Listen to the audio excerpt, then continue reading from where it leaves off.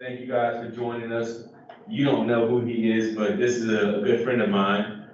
His name is Britt Mooney. He is a Christian author. I'm gonna let him kind of describe himself, his background. But today we're gonna be talking about storytelling, right?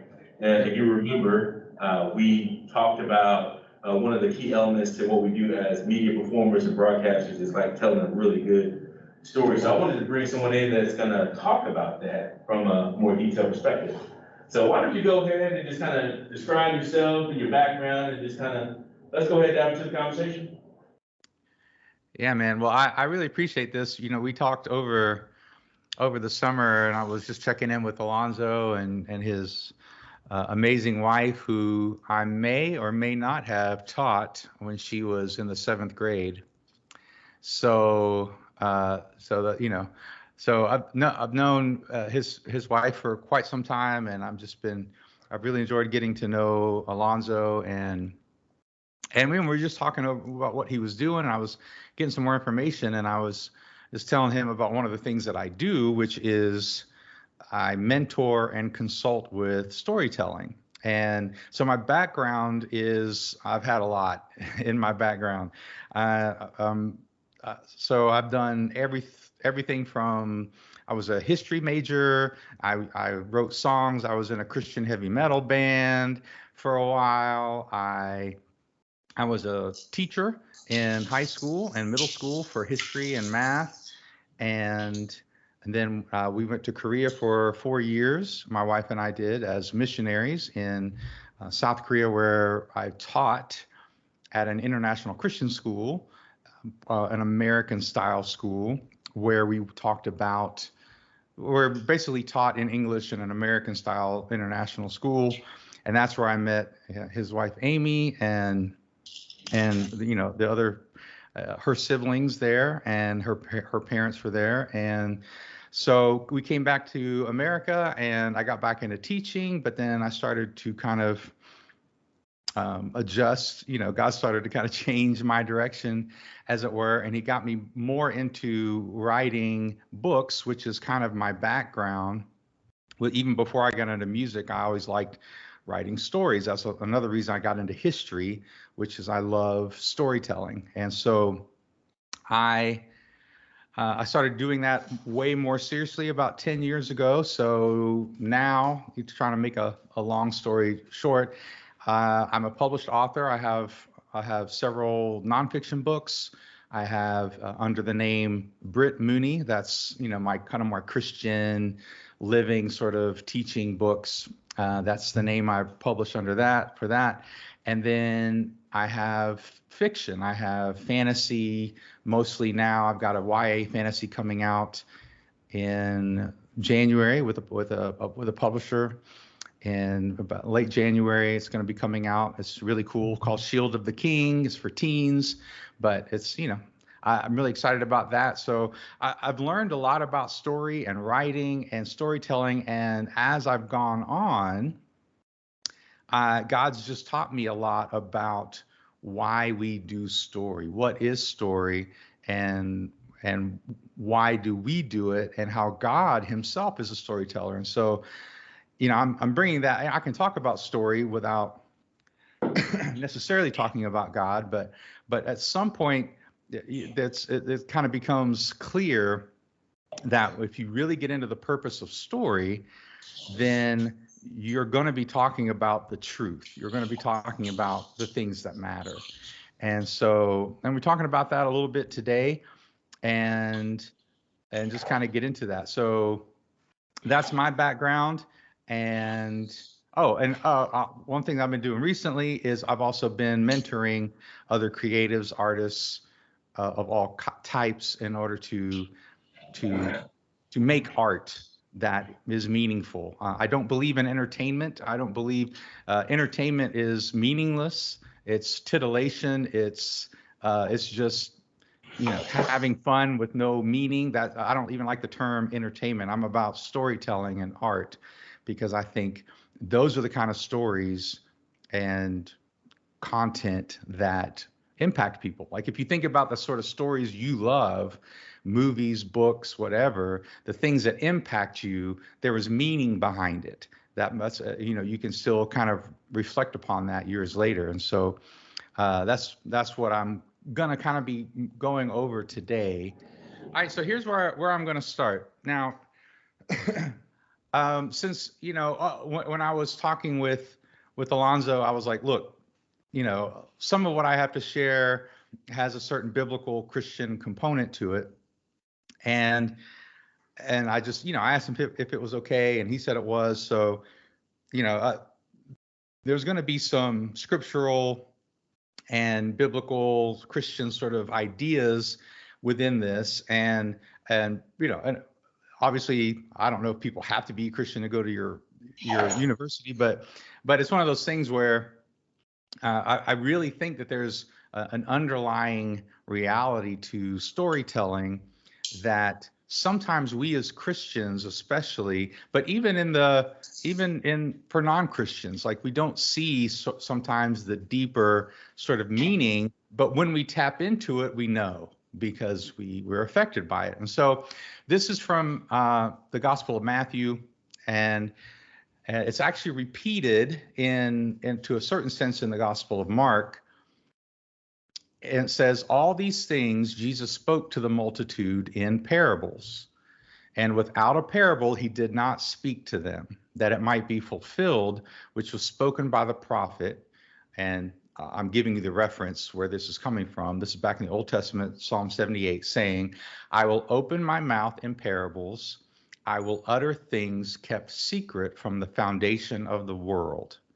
All right. So this is a powerful verse to me. All right. So what this verse is saying is that Jesus went and talked to people, and we have the Gospels that record these things. And by the way, just as an aside, the Gospels, Matthew, Mark, Luke, and John, they are narratives. They are in and of themselves stories. So even the early writers of the scripture, when they were going to talk about who Jesus was, they put him in a story, and in order to show who he was, because there's power in that. So this is saying that when Jesus taught, he told stories, and he never taught without a story. That doesn't mean he only taught with stories, sermons, lectures, these sort of things like I'm doing right now. They have a purpose, but Jesus never did that without telling a story, without giving you some sort of parable, right, to show the meaning behind what he was talking about, to explore some of that. And why did he do that? And so a lot of times people think, well, Jesus told stories to relate to people, and partly that's true. But if you know anything about the scripture, his disciples continually told him, they asked him, would you please stop telling parables? Like, these are confusing us. Like, no one gets it. And the reason why people don't immediately understand parables or story is because story is doing what he quotes right here from Psalm, is that in a story, you are revealing secrets from the foundation of the world. So he wasn't telling stories in order to relate to people. He was telling stories in order to reveal something that was so deep that just talking about it and giving a lecture about it wasn't enough. He was trying to show them that there's this other world out there, and that other world is unseen to us, and yet it's real, and and it matters, and all of these things. And so he told stories in order to reveal secret truths, hidden truths, and try to bring them to the forefront, but not in a sort of academic sense. He did it by telling a story. And so hopefully you can see that storytelling has real power to it.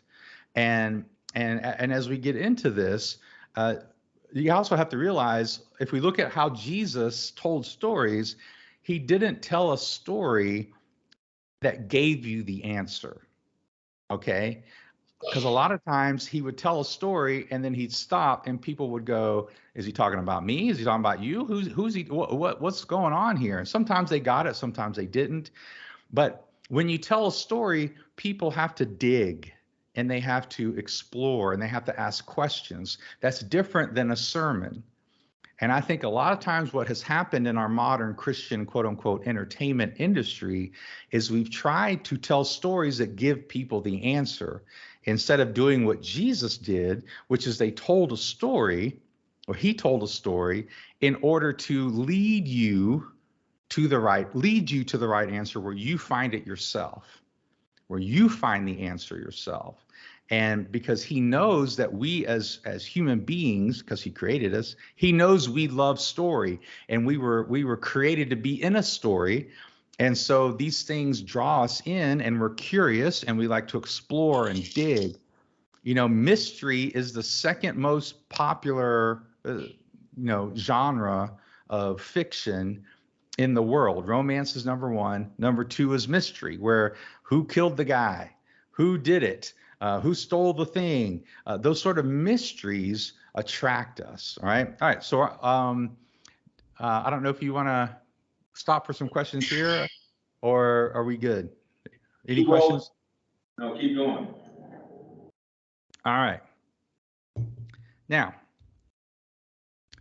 all right. So on one level, stories do make it personal and relational. So stories make friends. Arguments make enemies. And this is why it's important to me to delineate between what is art and what is a story and what is a lecture or sermon. This is why this is important, is because if you try to make a story like a sermon, then people don't like it. People reject it, which is why most people don't like what we now consider Christian entertainment, because they're not invited into a conversation. Stories invite us into a conversation. When you get together with people, you tell stories. When I was checking in with Alonzo over the summer, right? I didn't ask him for facts about himself necessarily. I was like, well, how is this going? And what do you do here? And tell me, I was asking questions so he could tell stories and I would tell stories. And then we learned more about each other. So stories make friends and arguments make enemies. Now, Jesus did both, obviously. Jesus would lecture and give truth, but he would then tell stories because stories are personal. And I just did a thing on a Christmas Carol, right? The classic story from Charles Dickens, right? And the main theme of a Christmas Carol is about the importance of giving to the poor and how greed is bad. Like, that's the theme of this story. But what does he do? This classic story that they're going to continue to tell every year until the end of time, probably, he gives us this character called Tiny Tim who needs help. He makes it personal. So it's specific, but it gives us a bigger truth. So it's simple but complex. So if you don't know what the difference between complicated and complex is, complicated is shallow and there's all sorts of pieces. So if you're trying to describe who God is, right, that can get really complicated, right? You talk about the Trinity and talk about all these different ideas and how they relate to each other, because in order to describe these things, you have to kind of separate them out, but they're not really separate, right? You can describe the Father, the Son, the Holy Spirit separately, but you can't really. I mean, they're more in line with each other in one. That's the whole point. And so a story, however, can express these deep, complex things, but they're actually simple, right? You think about some of Jesus's, parables. A woman lost a coin. A man lost a sheep, right? And so these are very simple stories, but if you've been to church, a pastor can talk for 8 hours on a man lost a sheep, right? And left the 99 to go find the one. Like you can say a whole lot about something that in a story was only a couple sentences. And so stories can be very simple, and yet if they're expressing something deeper, man, it can go really deep. And since story is deep and not shallow, then you can talk about the infinite things. You can talk about real truth with story that you can't do with simple lecture or theology. And I'll give you a point. Jesus talked about the kingdom of God more than anybody, even in the older New Testament. And yet he never gave a definition for the kingdom of God. I don't know if anyone ever notices this. He never gives an actual definition. He says the kingdom of God is like, and then he would tell a story, is because it's so different from our world. It needed a story to kind of handle it. All right. But we still see these immense truths through something very simple and common. And that's very powerful, like I said with Tiny Tim. And stories transcend both intellect and emotion. Now, they're not anti-intellect and emotion, but they include intellect and emotion. But they're not intellectual and they're not emotionalism. Emotionalism is titillation, is entertainment, is just being scared for the sake of being scared, being sad for the sake of being sad. I mean, that's I don't know if I'm allowed to say the word pornography, but that's basically what we're talking about. But you can be this way in a scary movie. If a scary movie is just about hurting people and being entertained by others suffering, that's probably not what you want, right? But for a scary story to be a good story, it has to show some truth. It has to reveal some truth about the nature of humankind. Frankenstein is a classic story, and yet Frankenstein is talking about what happens when we try to take the role of creator. We make monsters, right? That's what Frankenstein is trying to say. It's not trying to just scare us and get our heart racing and enjoy the suffering of Dr. Frankenstein and all the crazy stuff that happens in the story. So story uses our intellect, it uses our emotion, but it's not subject to them. So they're both sort of submitted to an experience, and that's important. So stories reveal other possibilities. All right. So there's a rule in writing. Good fiction should be believable. And I don't know if you've ever watched a movie or been reading a book and probably watched a movie or watched a show, and something happens in the show and you're like, that would never happen. And you just want to quit. You want to give up because you're like, I don't want to watch this anymore. I can't believe that this would happen. So good fiction has to be believable, even if it's fantasy or science fiction or something futuristic or what have you. It still needs to be on some level believable, emotionally believable. Good nonfiction, however, needs to be unbelievable. So unbelievable means in nonfiction, you don't write a nonfiction story about what everybody does, right? It's somebody who does something amazing and you want to share this story and people read it and go, I can't even believe that's true, but it's so true. But these things give us hope.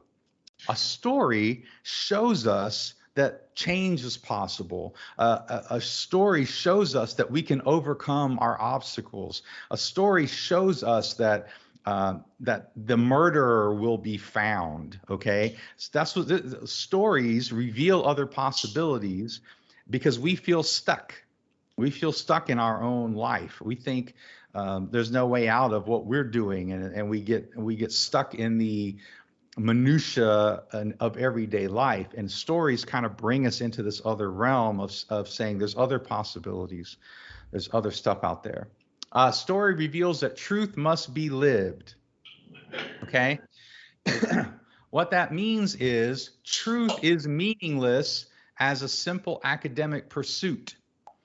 If we're talking about it, then the truth doesn't matter, right? If it's just arguments for argument's sake, or just proving that we're right in some sort of argument, then It ultimately doesn't matter. It's just self-serving, but truth has to be put into practice to matter. And so story does that, right? Story shows us that when you live by the truth, transformation is possible. When you live by the truth, you can become Spider-Man, right? When you live by a truth, then there's change and people can change, but you have to live by that truth. You can't just talk about it, right? And so stories do that. Good stories invite us into bigger stories. There's a reason why we love Lord of the Rings, Harry Potter, Star Wars. We love these huge, big stories because what's his name? John Eldredge says we were born to be a part of a big story. We were born, like I said, to be part of a story. From Genesis to Revelation, it's a big story. You've got in the beginning in Genesis 1:1, you've got the end of this sort of age in Revelation. So the Bible itself is sort of stretched out as this meta narrative story, and our story is a part of the bigger story. And so we love these sort of fictional genres or epic stories where we see Frodo. He feels small and he feels ineffectual, and what good can he do? And yet he's the one that has to carry the ring. He's the guy, the chosen guy who needs to carry the ring, and other people have their part to play in a much bigger story. And so that's what story shows us. Story shows us that we're not alone, we're a part of a bigger story. And everyone likes that. Stories don't give easy answers. This is what I was talking about earlier, but make us dig for and own the truth. Okay, so as a teacher, I'm kind of I'm breaking my own rule here a little bit. But as a teacher, I know the difference between saying, okay, I'm just going to sit here and lecture you, right? And right now you're in this is kind of where you are. I'm lecturing you. So I'm kind of breaking my own rule. Lecture, but you don't own the information this way. You actually don't own it. It's still something I say or someone else says. But what a story does is a story doesn't give you an easy answer, but it makes you start asking questions. What would I do in that situation? Would I be brave? Would I stand up for what is right, even though it's dangerous? What would I do in this? And then now you're digging. But like I'm saying, as a teacher, it's harder to come up with lessons that do this. But as a teacher, if I can come up with a lesson or some sort of environment that leads you to the answer, and you get there with your own exploration, now the truth belongs to you. Now, whatever you discover belongs to you. You own it. And so this is what story does. This is why stories are so important, that we don't, kind of, excuse me, that we don't see them as simple entertainment, because stories give us this longing for mystery, for asking questions, for having conversations. Like I said, what would I do if I were, Aragorn? Would I believe that my family line that was so corrupted and broken that I could really redeem it by doing something good now? And you may not ask these questions consciously, but this is why great stories engage us in these things. And I think this was the final. Well, that's the final one. Excuse me. Finally, stories transport us to other dimensions. This is a magical thing about stories. If I tell you, Back to the Future took us from, if we watch the movie Back to the Future, in our imagination, we would be taken to 1980, whatever it was, 1986. We'd start in 1986, and then we would be transported in our imagination to 1955 or whatever it was, right? And Star Wars in a galaxy far, far away, right? Long time ago in a galaxy far, far away. Like Star Wars transports us to a different galaxy and a different time. So here's why story is so amazing is we can literally take people different places and different times. And when I'm writing a book, I can stop one chapter and say 2 weeks later. They just skip 2 weeks. You just skip time.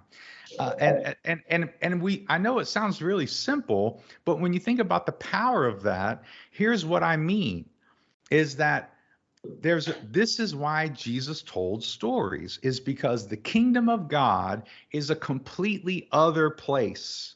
It doesn't operate by our rules, and it's a good thing that it doesn't, right? Because we don't like the rules we got here, and so in order to express this whole other dimension, this whole other reality that is so different from ours, Jesus had to use stories, and we do the same thing.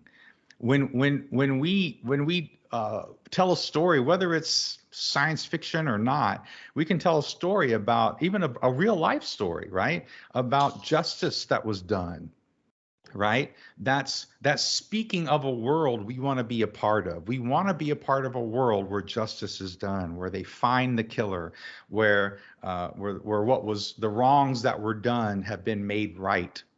Even if we don't talk about the Christian ideals, everybody loves these stories. That's why if you pay attention to the stories that last, these are the stories that we love, because we long for this other world that you can call it a utopia, you can call it the kingdom of God, you can call it whatever you want, but we long for this other place where right, where our lives have meaning, where we can change, where people have second chances, like all of these different themes that we can put into our stories. Like we long for that stuff, and so that is one of the main, so that's just a big power of story. So hopefully through all that you can kind of see that that you can kind of see how that story has power.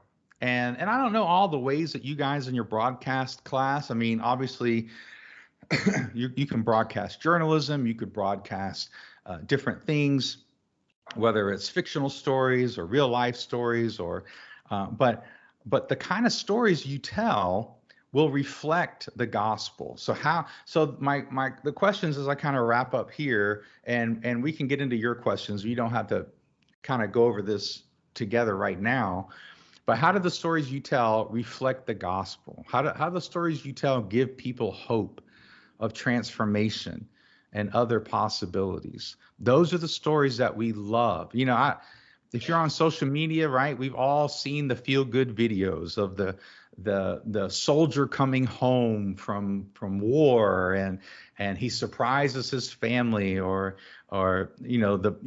something, people are reconciled and they are long lost brothers or sisters are reunited. All of these sort of things that happen, they're even though it might take 10 seconds on a video, they give us hope, right? Because we all have somebody probably in our life, whether it's a friend or family, where we've had a broken relationship. Someone's betrayed us, or we betrayed them, or there's been an argument that has split relationships apart, and we want the hope that there can be reconciliation, right? So even if it's something simple like that, it doesn't have to be writing Lord of the Rings necessarily, but these are the sort of elements, right? So how do your stories invite people to question and discover the truth for themselves?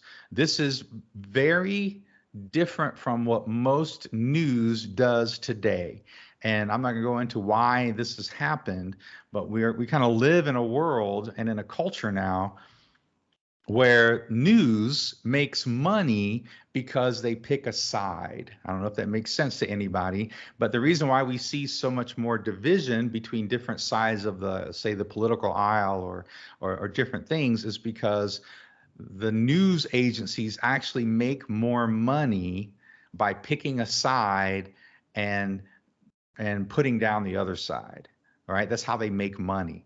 And so when you tell stories, you're kind of going against the grain if you don't do that. If you just tell stories and invite people to question what it means to be a man or a woman or married or a father or a mother or a child or a brother or a sister or a friend, and whatever it might be, like what does this mean, and discover the truth for themselves, you're doing something really powerful. All this other stuff that I'm talking about, when you give people a story and give them the answer, if you're preaching through a story, that's called propaganda. Okay. And that's what we have a lot of nowadays. Just like I said, it's because these companies want to make money, and this is how they've proven through algorithms that they can make money. And finally, how do your stories speak of another better world? It doesn't have to be a different planet. It doesn't have to be heaven. Like I said before, and I gave those examples, it could simply be that there was this young man, you tell a news story, right? They have these feel good stories all the time or at least they used to, but you see them on Facebook and stuff now, right? The feel good stories where it's like, this young man, mows the yard of his elderly neighbor, and he doesn't ask for money, and now they have a good relationship. I'm just trying to think of some of those like feel good stories. I'm thinking of one now that was the woman who called the wrong number looking for her grandma or something, and got another old woman that was kind of lived alone, and they struck up a friendship, and now she has, now she treats this woman as her grandma or whatever. These are feel good stories that make us kind of think, man, there could be something different than sort of the mundane and broken sort of world, because we all have problems and we all have things that we wish were different. And so when you can show these, and we're all aware of injustices, to ourselves, to our neighbors, to races of people. We're all aware of these injustices. And so seeing stories where justice takes place, and especially in a redemptive way, then again, speaks of a different world. So that's it. That's my thing. How much? I got 137. I did it. Wow, you did a great job. I don't get a chance to hear a lot of lectures. I teach a lot of them, but that was one of the better lectures I've heard in a long time. And I really appreciate your time going into depth about the topic of storytelling. So what we'll do is we'll kind of open things up for the class and have them give you an opportunity to just kind of answer some questions that they have prepared for you. Every student in the class has one question that relates to the idea of storytelling. And of course, you don't know what the question is, so you gotta, give us your best answer off the top of your head. But I'm gonna start things off with Nick here. He's sitting right in front of me. So Nick, if you have a question about storytelling. Yeah, so hello, nice to kind of meet you through the screen. My question is, so you talked about, storytelling is as old as the Bible, like Jesus used it in a lot of his teachings and stuff. How would you say like those parables and the way that the Bible was kind of written basically has influenced you as an author basically? That's a great question. So it's kind of boomy in there. So just so I'm going to repeat the question just to make sure I get it right. You're saying, how has the Bible influenced me as an author? Is that what you're saying? Yeah. Yeah. Well, basically in a couple of ways. Number one, the Bible teaches me that I don't have to do everything with every story. All right. So the Bible has different genres. So that's one thing that the Bible teaches me. So the Bible teaches me that, Song of Solomon is a poem. It's pretty racy, really, when you get into it. And when you get some of the metaphors he's playing around with, they wouldn't let Jewish, people under the age of 12 read the thing when they were growing up, because like this was, so it's poetry, it's romantic. Are there deeper, but are there deeper spiritual truths within the Song of Solomon? Yes, but the Song of Solomon isn't trying to preach a sermon, right? The Song of Solomon is a poem between a man and a woman. Now, you know, right? We can look at other allegories, and Paul makes the point in his letters that marriage is like between, you know, Christ and the church, and so we can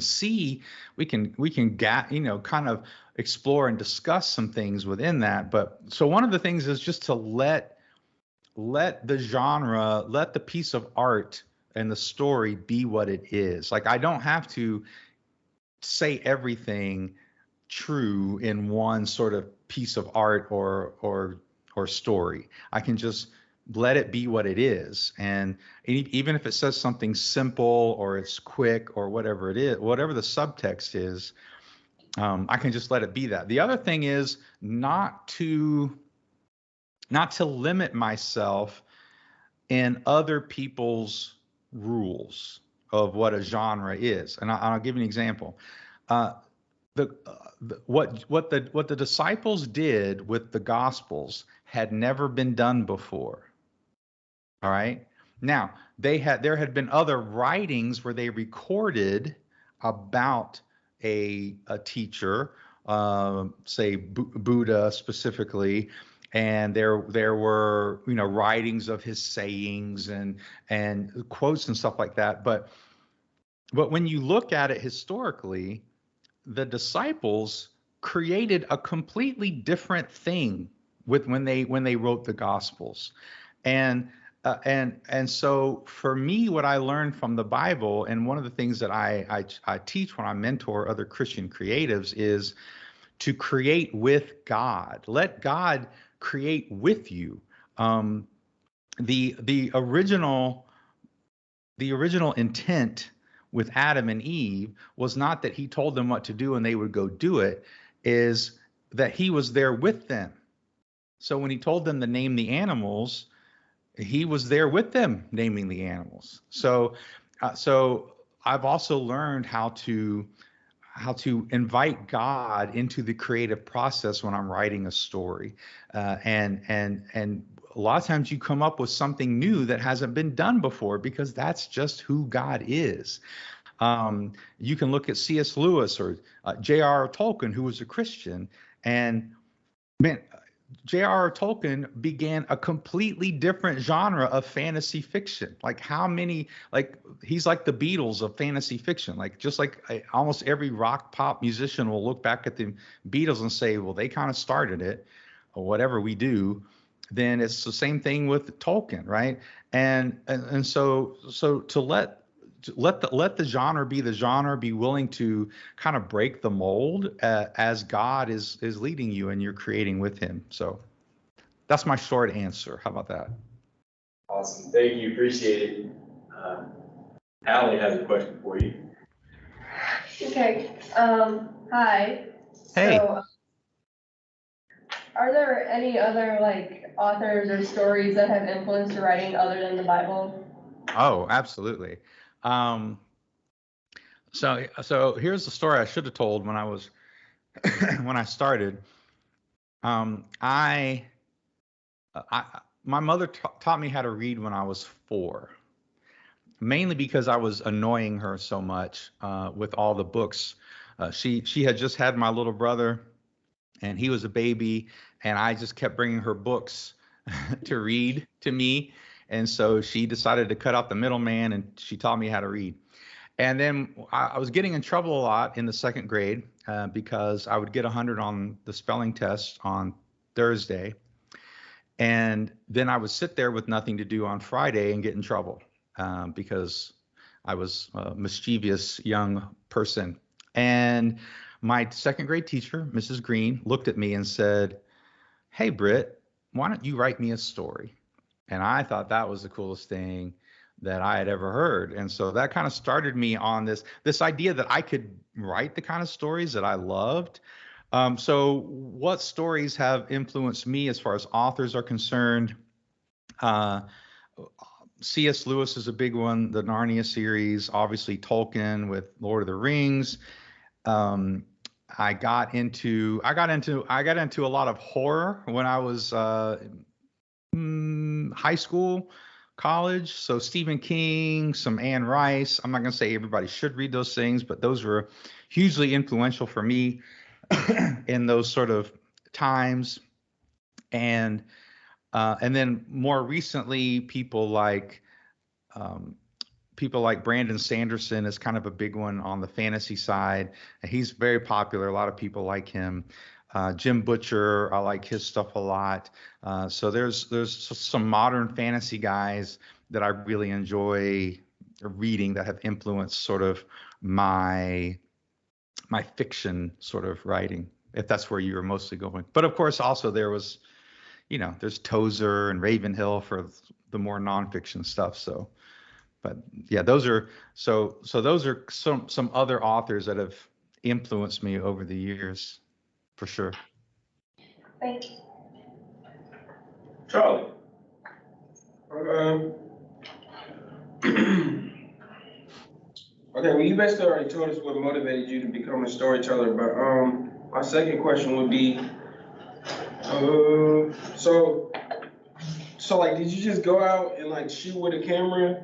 Like, also like just go shoot footage, like as much footage as you could to put a story together, or like did you write it down, plan it out first? Like, you know where I'm getting at here?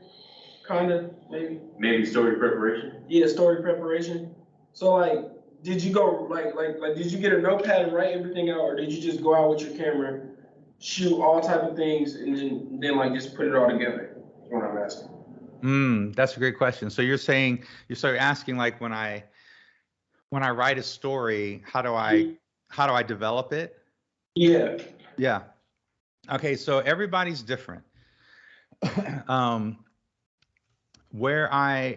for me, where I've come to now is usually I have I have a really simple idea for a story, right?